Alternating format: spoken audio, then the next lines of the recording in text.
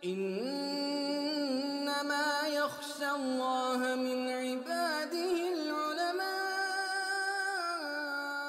اعوذ باللہ من الشیطان الرجیم، بسم اللہ الرحمن الرحیم، الحمد لأہلہ والصلاة علی اہلہا واللعنة علی مستحقہا، اما بعد، العلماء باقون ما بقی الدہر۔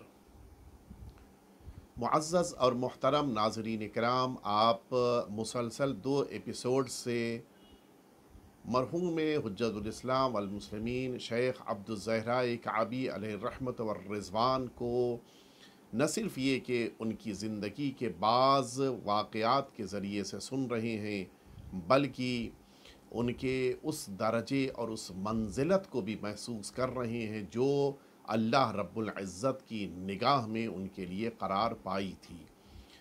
آپ کی زندگی کے مختلف واقعات میں ایک بڑی اہمیت اس بنا پر بھی رکھتی ہیں باتیں کہ جو اس بنا پر ہیں کہ آپ کو بہت سارے واقعات نہ صرف یہ کہ دوسروں سے پہلے پتہ چل جاتے تھے، بلکہ آپ کو اہل بیت اطہار بہت سی ایسی باتیں بھی مستقبل سے متعلق بتاتے تھے کہ جن کو انسان اپنی زندگی میں اختیار کر کے کامیاب بن سکتا ہے۔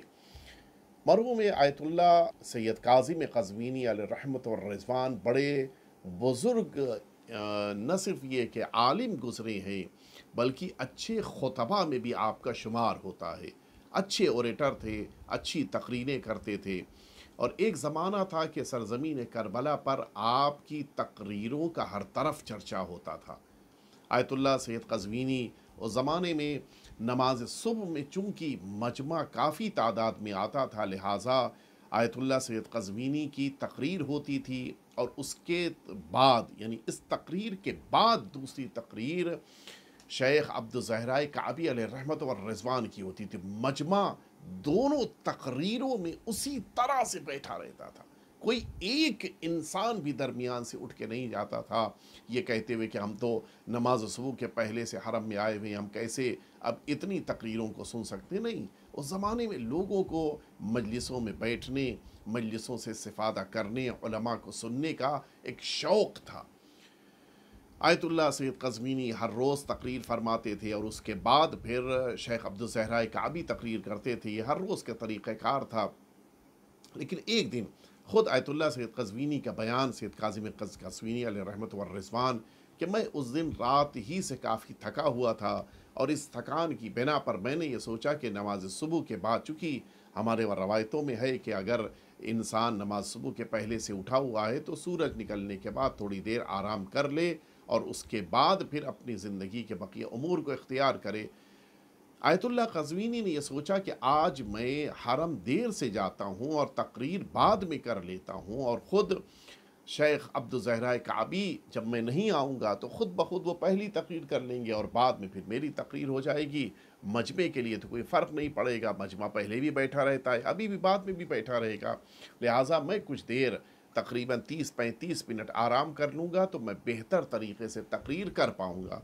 آیت اللہ سید قزوینی کہتے ہیں کہ میں لیٹا ہی تھا اور میری آنکھ لگی ہی تھی کہ میں نے خواب دیکھا کہ میں اسی مجلس میں داخل ہوا کہ جس مجلس کو مجھے خطاب ہر روز کرنا رہتا تھا۔ میں جس موقع کے اوپر اس مجلس میں داخل ہوا، میں نے دیکھا کہ مجمع بیٹھا ہے، ہر طرف مکمل طور کے اوپر مجلس کا انتظار ہو رہا ہے۔ اچانک میری نظر پڑی تو میں نے یہ دیکھا کہ منبر کے پاس جناب صدیقہ طاہرہ حضرت فاطمۃ الزہراء صلوات اللہ وسلامہ علیہا آپ تشریف فرما ہیں، اور آپ نے جیسے ہی مجھے دیکھا آپ نے فرمایا کہ سید کاظم منبر پہ جاؤ اور تقریر کرو۔ میں یہ جملہ سننے کے بعد ایک عجیب سی میرے اندر کیفیت پیدا ہوئی کہ جناب سیدہ خود کسی سے فرمائے کہ جاؤ منبر پہ مجلس پڑھو، اس سے بہتر انسان کے لیے کیا شرف ہو سکتا ہے۔ اسی احساس میں تھا کہ اچانک میری آنکھ کھل گئی، اور اب میں جلدی سے اٹھا، میں نے وضو کیا اور میں حرم کی طرف دوڑتا ہوا چلا کہ چلوں مجلس کو خطاب کرنا ہے۔ جس موقع کے اوپر میں پہنچا مجلس میں لوگ انتظار کر رہے تھے کہ آ جائیں سید قزوینی اور وہ تقریر کریں۔ میں جس موقع پر پہنچا میرے سامنے چائے پیش کی گئی، میں چائے پی کر بیٹھا اور میں نے اشارہ کیا حجت الاسلام والمسلمین شیخ عبدالزہرا کعبی کی طرف کہ آپ آج مجلس پڑھ دیجئے۔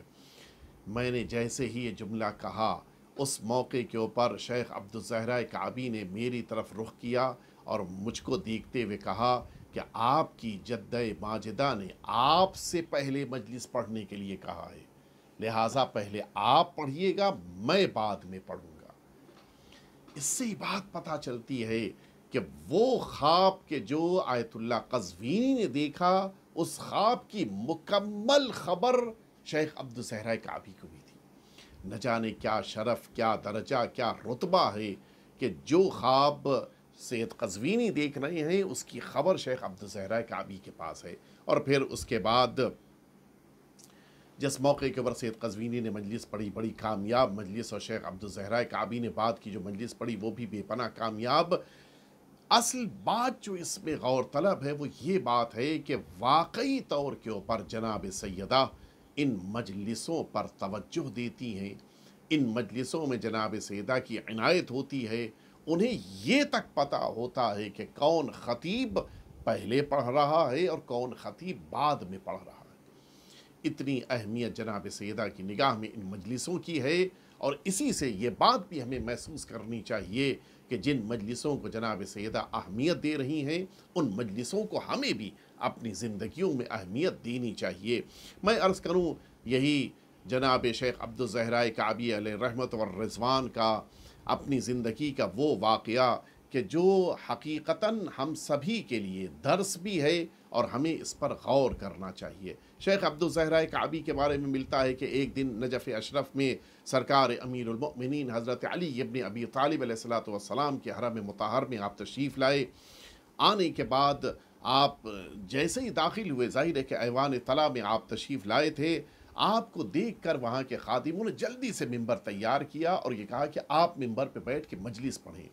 یہ بھی انسان کا ایک شرف ہے۔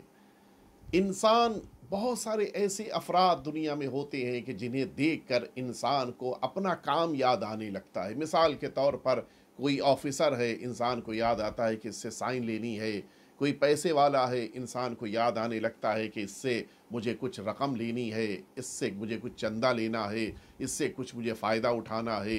کوئی بینک والا دکھ جائے تو انسان سوچتا ہے کہ مجھے لون پاس کروانا ہے۔ ہر شخص کسی نہ کسی انسان کو دیکھ کر کچھ نہ کچھ اس کے ذہن میں فکر ضرور آتی ہے۔ یہ انسان کا عجیب شرف ہے کہ انسان اس بلندی پر پہنچ جائے کہ اسے دیکھ کر مجلسیں یاد آئیں، اور نتیجہ یہ ہو کہ حرم کے خادمین ممبر تیار کریں اور یہ کہیں کہ آپ ممبر نشیں ہوں اور مجلس پڑھیں۔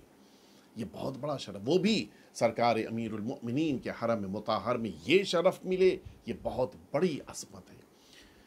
شیخ عبدالزہرا کعبی ظاہر ہے کہ وہ خود بھی ذہنی طور پہ تیار تھے کہ آج مجھے مجلس پڑھنی ہے اور خاص پیغام پہنچانا ہے۔ آپ آئے ممبر کے اوپر، جیسے ہی آئے ظاہر ہے کہ ممبر پہ بیٹھتے ہی تو خطیب کے لوگ جمع نہیں ہو جاتے، دھیرے دھیرے ممبر پہ بیٹھے ہوئے خطیب کو دیکھتے ہیں اور اس کے بعد جمع ہونے لگتے ہیں۔ خاص طور سے گزشتہ زمانے میں تو اتنا زیادہ انتظام اور اہتمام نہیں ہوتا تھا، بلکہ جب سنتے تھے تب لوگ جمع ہونے لگتے تھے۔ شیخ عبدالزہرا کعبی جیسے ہی ممبر پہ بیٹھے انہوں نے آواز دینی شروع کی، کہا زائروں آؤ میرے پاس، سارے حرم کے خادموں تم سب جمع ہو جاؤ، آج میں تم سب تک ایک پیغام پہنچانا چاہتا ہوں۔ سارا مجمع، ظاہر ہے کہ اب جب شیخ عبدالزہرا کعبی کا یہ پیغام سنا تو اب سارا مجمع تھا جو جلدی جلدی ان کے قریب آ کر بیٹھنے لگا۔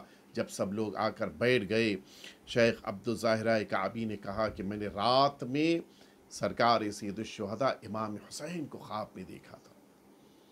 سرکار سید الشہداء امام حسین نے رات میں خواب میں مجھ سے ایک جملہ فرمایا۔ آقا اور مولا نے مجھ سے یہ بات کہی کہ شیخ تم میرے مصائب نہیں پڑھتے ہو۔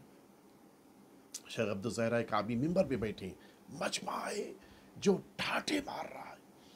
اس مجمع کے درمیان شیخ عبدالزہرا کعبی نے کہا کہ مولا میں ایک طالب علم ہوں اور میں نے پوری زندگی آپ کے مصائب بیان کرنے میں گزار دی ہے۔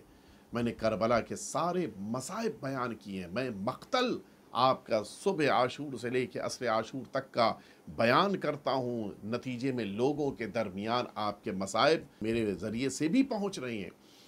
مولا فرمائیے کون سی مصیبت ہے جو میں نہیں بیان کرتا؟ آقا مولا سرکار سید الشہداء نے فرمایا، شیخ عبدالزہرا کعبی کہتے ہیں کہ میرے مولا نے فرمایا کہ تم میرے بچپن کے مصائب نہیں بیان کرتے۔ بڑے تعجب کے ساتھ شیخ عبدالزہرا کعبی کہتے ہیں کہ میں نے کہا کہ آقا میں نے تو کسی کتاب میں آپ کے بچپن کے مصائب نہیں دیکھے، کسی عالم نے ذکر نہیں کیا ہے، نتیجہ یہ کہ ہم تک نہیں پہنچے، ہمیں خبر نہیں ہے، لہٰذا ہم آپ کے بچپن کے مصائب کا ذکر نہیں کر پا رہے ہیں۔ آپ فرمائیے کون سی مصیبت بچپن کی ہے کہ جسے ہم بیان کریں اور لوگوں تک آپ کا پیغام پہنچے؟ آپ سنیں گے شیخ عبدالزہرا کعبی منبر پہ گریہ کرنے لگے، اور اس کے بعد انہوں نے بیان کرنا شروع کیا کہ آقا امام حسین نے مجھ سے کہنا شروع کیا کہ تم جس موقع کے اوپر میرے بچپن کے واقعات بیان کرتے ہو، یہ میری مصیبت کہ جو میری ماں والدہ ماجدہ کی شہادت کے موقع پر ہوئی، اس مصیبت کا ذکر نہیں کرتے۔ میں نے کہا مولا آپ کی والدہ کی ساری مصیبتوں کا ہم ذکر کرتے، کہا نہیں میری مصیبت کا ذکر نہیں کرتے۔ فرمایا کہ جس موقع کے اوپر میری والدہ ماجدہ کے دروازے کو توڑا گیا، اس موقع کے اوپر دشمن میرے گھر میں داخل ہو گئے اور میری ماں زمین پر بے ہوش ہو کے گر پڑی۔ شیخ عبدالزہرا کعبی کہتے ہیں کہ آقا اس مصیبت کو تو ہم بیان کرتے ہیں۔ فرمایا نہیں، اس کے بعد کی مصیبت۔ اور اس موقع پر جب دشمنوں نے یہ دیکھا کہ امیر المؤمنین وصیت پیغمبر کی بنا پر، میرے بابا وصیت جد کی بنا پر صبر فرما رہے ہیں، آپ کے گلے میں، میرے بابا کے گلے میں ریسمان ظلم باندھی گئی اور میرے بابا کو گھر سے لے کے جا رہے تھے۔ کب میری مصیبت اس موقع پر یہی تھی، میں اپنے بڑے بھائی امام حسن اور اپنی دو بہنوں جناب زینب و جناب ام کلثوم کے ساتھ اسی گھر کے ایک گوشے میں بیٹھا تھا، اور میں اس موقع کے اوپر یہ بات ہم چاروں بھائی بہن نہیں سمجھ پا رہے تھے کہ ہم کس کی طرف جائیں۔ بابا جو اس وقت مشکلوں میں ہیں، اس وقت مصیبتوں کے ہجوم میں ہیں، ہم بابا کی مدد کرنے کے لیے جائیں یا مادر گرامی جو غش کے عالم میں زمین پر ہیں ان کی مدد کرنے کے لیے آگے بڑھیں؟ ہم چاروں بھائی بہن یہی سوچ رہے تھے، ہم سب نے رونا شروع کر دیا۔ اس موقع پر جب ہماری آنکھوں سے اشک جاری ہوئے، یہی دشمن کہ جو دشمن میرے بابا کو گلے میں ریسمان ظلم باندھ کے لے کے جا رہا تھا، وہ میری طرف گھوما، انفس سے اس نے تازیانہ لیا اور ہم چاروں بھائی بہنوں کو اس نے تازیانے مارے تھے۔ اس تازیانے کی بنا پر ہمارے زخم اور بڑھ گئے تھے، اس تازیانے کی بنا پہ ہمارے بدن زخمی ہوئے تھے۔ اس کا ذکر، اس کا تذکرہ نہیں کرتے ہو۔ شیخ عبدالزہرا کعبی جب بھی اس کے بعد سے منبر کے اوپر بیٹھتے تھے اور جناب سیدہ کے مصائب کا ذکر کرتے تھے، اس موقع پر سرکار سید الشہداء کی اس مصیبت کا ضرور تذکرہ کرتے تھے، اور ہمیں بھی اپنی زندگیوں میں آقا امام حسین کے ان مصائب کا بھی ذکر کرنا چاہیے، اور اسی کے ساتھ ساتھ یہ کوشش کرنی چاہیے کہ ان علماء کے ان واقعات کے ذریعے سے ہم وہ پیغام جو اہل بیت اطہار نے پہنچایا ہے اسے اس امت تک پہنچائیں۔ اللہ رب العزت شیخ عبدالزہرا کعبی علیہ الرحمت والرضوان کے درجات کو بلند فرمائے، اور ہم سبھی کو ان کی طرح سے اہل بیت اطہار کے خدمت گزاروں میں قرار فرمائے۔ وصلی اللہ علی سیدنا محمد وآلہ الطیبین الطاہرین۔ اللهم صل على محمد وآل محمد